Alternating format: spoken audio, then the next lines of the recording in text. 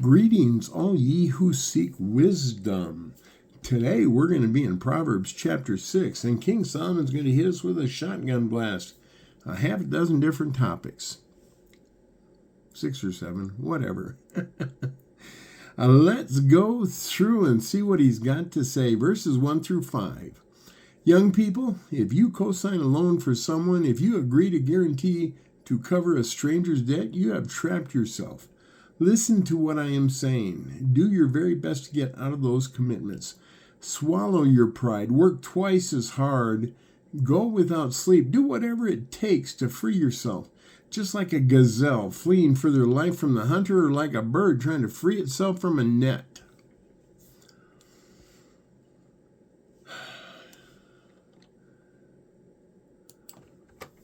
Okay, so co-signing a loan. Why does he start out with young people?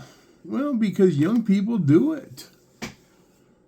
Older people, the only people they're co-signed for are their children, and then a lot of them won't do that either. So think about it before you co-sign a loan. I mean, King Solomon calls it the worst kind of debt possible. First thing to realize, people, banks don't require co-signers unless they doubt the ability of someone to make the payments. So think about it. Are you prepared to make the payments for them? When Janet and I were barely making it, fairly newlywed, a year or two, we were struggling to pay all of our bills every month, and some friends asked us to co-sign a loan for them. Their car had died and could not be repaired, and they needed to replace it. Since they were our best friends and we played pinochle together almost every week, we co-signed the loan for a car. 2 months later, they canceled our Friday pinochle game. 2 weeks after that, their bank told us they'd missed a payment, and we would be expected to make the payment. Our friends did not answer their phone, and we soon learned they had moved, and we did not know where they had moved to. A couple months after that, the car we had co-signed for was found in a deep ravine. It had been burned, and then we learned their insurance had been canceled. So we ended up making the rest of the payments for that car for almost 2 years. It cost us a great deal of money that we could not afford, and it cost us our best friends.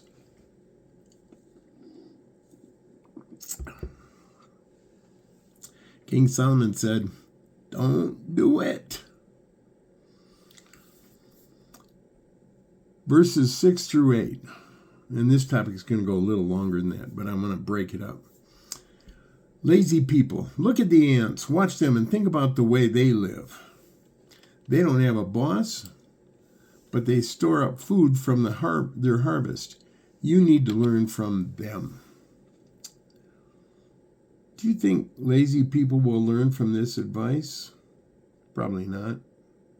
If you look at modern lazy people, they probably won't ever even read this. My lesson, or the wise King Solomon. You know, I've spent a great deal of my life in trying to help people turn their lives around. Substance abusers, ex-cons, homeless people, low-income people in general, so forth. Almost every one of them promise they'll pay me back for everything I've done for them. Almost nobody ever does. Most of them promise they will help me anytime I need something done. Most of them never do. Most of them have no job and are content to live on SNAP payments and working 2 or 3 days a week maybe at a very low-paying job. Nothing that's going to require any real commitment, If I suggest they get a second job, they say they will, but they don't. Poverty is a result of their life. So why do I spend so much time and money on helping these people? I tell you, one of the greatest joys in life is when one of these people turn their life around. If I get 1 out of 10, if I get 1 out of 100, I'm ecstatic. helping someone change their life for the better. Oh, I love it. Verses 12 to 15. First word will tell you what the topic is. Troublemakers and evil people constantly lie. You know they're lying when they wink at each other and signal with their feet and hand motions. They do nothing but stir up trouble. Disaster will overwhelm them in an instant. They will be destroyed suddenly and completely. If you know someone lies, even one little area of their life, don't trust them, because you don't know where else they lie. Think about playing card games with somebody, spades, pinochle, hearts, whatever. Go fish. Yeah, I know people cheat at go fish. When one couple have hand signals or even foot tapping signals, you know they're cheating. Why play card games with them? Hey, honey, what time was our appointment Monday? 3 o'clock? Okay. You know that's some kind of signal. I don't know what it means, but I've heard that enough times in my life. Verse 16 to 19. Still on troublemakers here. There are 6 things God hates, 7 things he detests. Arrogant eyes, a lying tongue, hands that murder, a heart that makes evil plans, feet that hurry to do what is wrong, someone who lies under oath, someone that makes trouble in their community. Speaking of troublemakers, make sure you don't do any of these 7 things God hates. Stay far away from even being close to being one of these people. Arrogant? Thinking you're all that?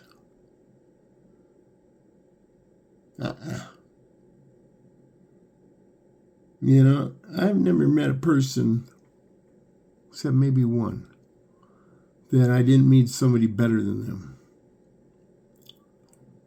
And I'll name him again. I do it once in a while. Father Francis Xavier Brett, chaplain I worked for in the Army.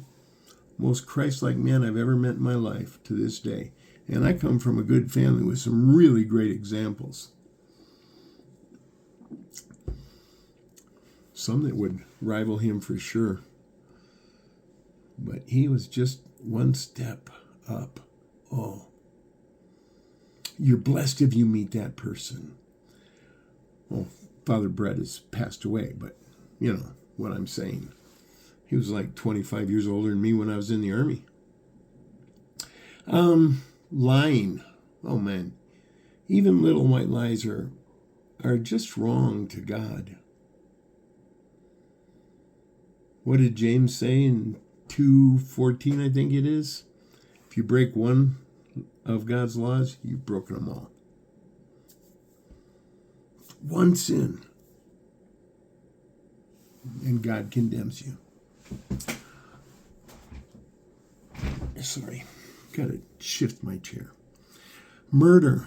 Oh, not even.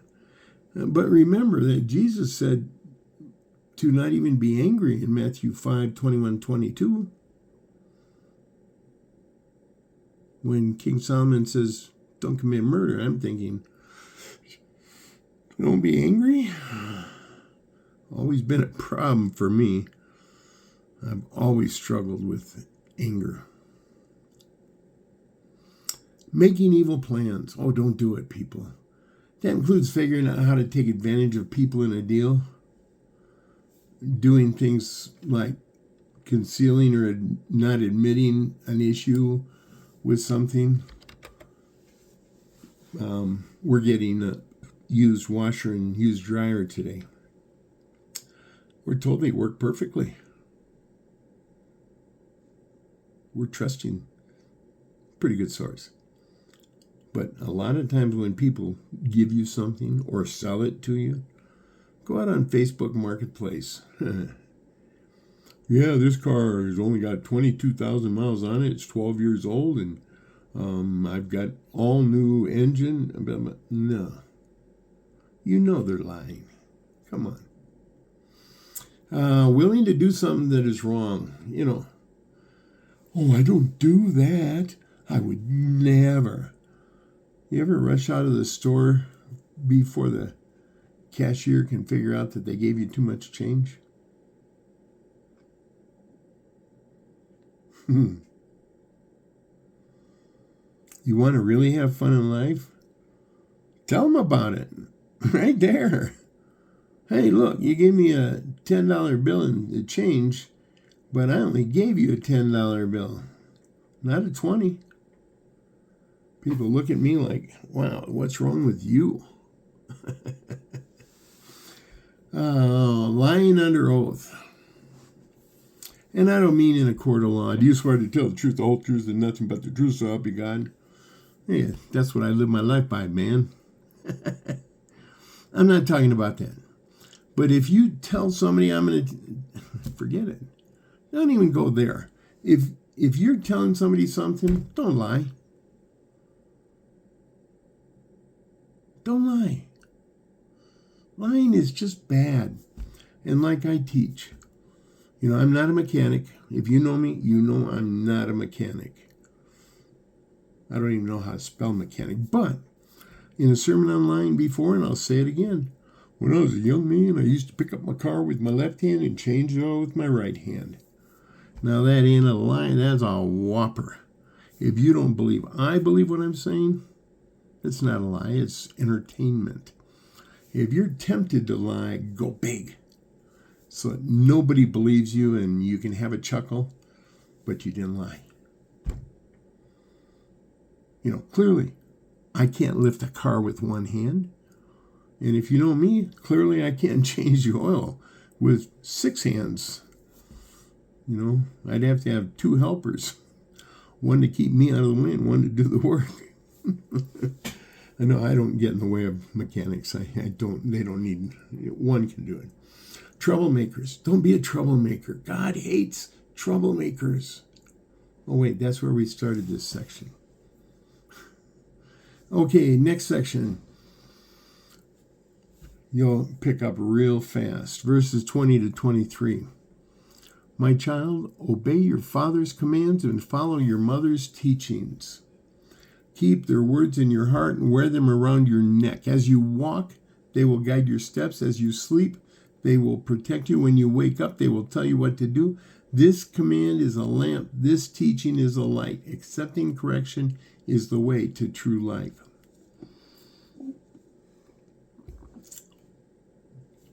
How many people realize that the older they become, the wiser their parents become? This guy.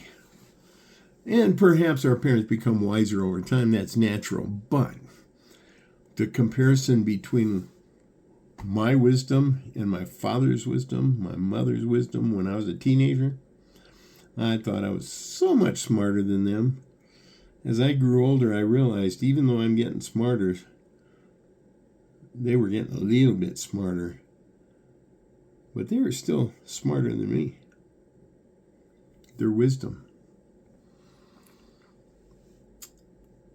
We typically learn that our parents are wiser than we gave them credit for. If it isn't too late, let your parents know how true that is. I did let my parents know that very fact before they passed away, each of them. And I didn't wait till the last minute, which is a blessing because, I knew roughly when my parents were going to die due to their health issues. So my father and I had many good long talks in the last couple of years of his life, and my mother and I had really good talks the last couple of years of her life. I let them know. Verses 24 and 25, they will protect you. talking about your parents and their teachings. They will protect you from the wives of other men and the smooth talk of immoral women. Do not lust for physical beauty. Don't let her alluring eyes capture you. This kind of belongs in the next section, but I left it here because how many parents try to teach their children that true beauty is on the inside? Oh, that's just something they tell ugly people. No. How many children learn that lesson too late? People that are not ugly often have the arrogance issue. I'm all that. I was blessed. Got a pretty young lady, and she stuck with me. It wasn't my parents' fault. I was not listening to them. It was God who blessed me. I was fortunate. Many have not been. Listen to what your parents teach. Most of us have, even if your parents aren't the greatest people in the world, they still have things they can teach you. Pay attention. Maybe you're learning what not to do because of what they do. Or learning to do what you do because they don't do it. But learn from your parents. Take advantage. Their lives are formed.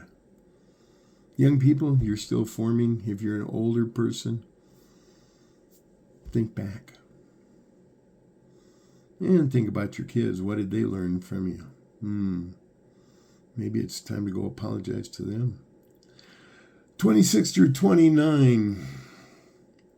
Continuing right after that section about adultery. A prostitute requires a one-time payment, but another man's wife can cost you everything. Can a man hold a fire in his lap without burning his clothes? Can a man walk on hot coals barefoot without blistering his feet? That's what it's like if a man has an affair with another man's wife. There is no way he will not suffer for his affair.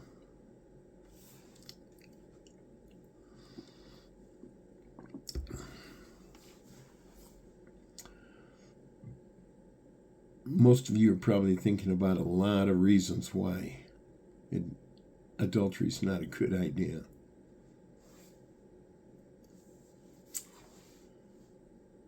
A few of you might say, well, it worked out for me.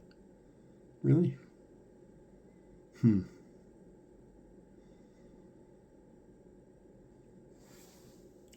If you cheat with somebody, what makes you think they won't cheat on you later? That's why once you're divorced, you tend to get divorced again. And the more times you're divorced, the easier it becomes. 30 to 33.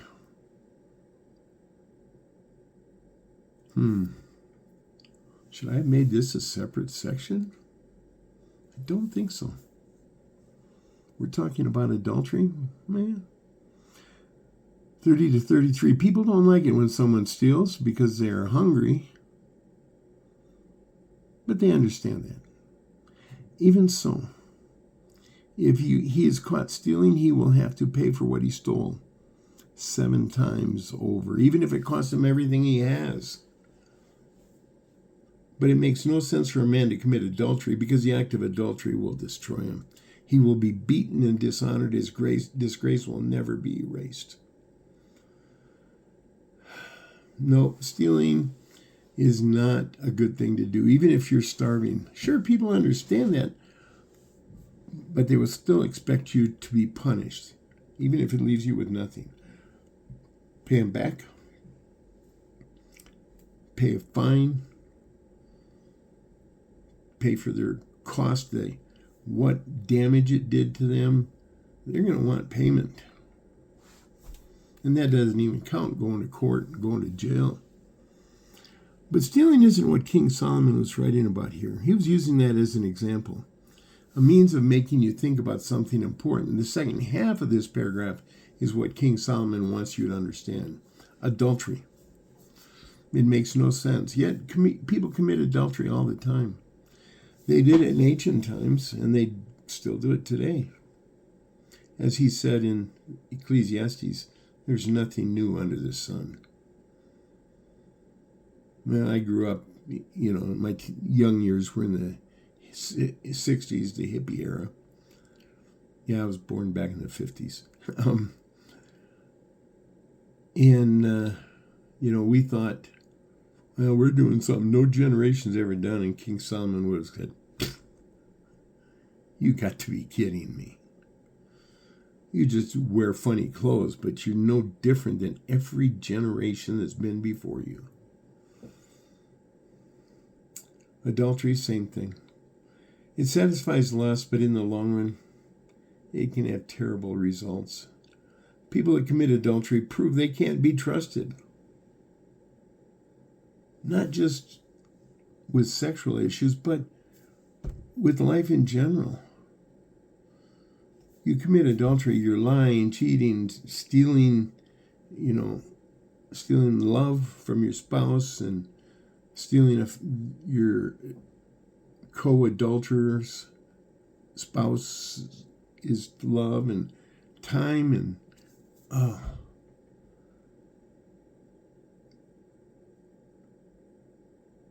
if you commit adultery, you lose my respect, I'll tell you that. And I think a lot of people feel the same way even if they don't want to talk about it. Verses 34 to 35 finish this chapter. Times of King Solomon are different than today. In King Solomon's day, most people did their own punishment to those who wronged them. It can still happen today. Sometimes we choose not to, but our laws kind of prohibit it sometimes. But hear what King Solomon's saying. Jealousy causes a husband to become angry. He will show him no mercy when he takes his revenge. He won't want your money no matter how much you offer. In King Solomon's day, when a man commits adultery with another man's wife, her husband's likely to take revenge, and I mean serious revenge. Something to think about. How do people feel? How do other people see you? Hey, King Solomon said it, not me. I love you. Bye.